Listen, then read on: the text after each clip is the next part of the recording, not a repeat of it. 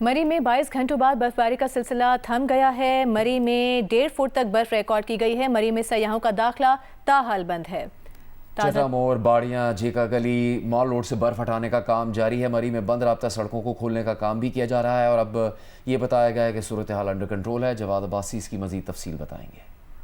जी देखें, मलका कौसार मरी में एक तवील बर्फबारी का जो स्पेल था वो अब जो है वो थम चुका है। मरी में 22 घंटे मुसलसल बर्फबारी जारी रही। अब तक मरी में तकरीबन 1.5 फुट तक बर्फबारी जो है वो रिकॉर्ड की गई है, जबकि गलियात में 2 फुट से ज़्यादा बर्फबारी जो है वो रिकॉर्ड की जा चुकी है। बर्फबारी के बाद मलका कौसार का जो मलकुती हुस्न है वो अपने इंतहाई जोबन के ऊपर है।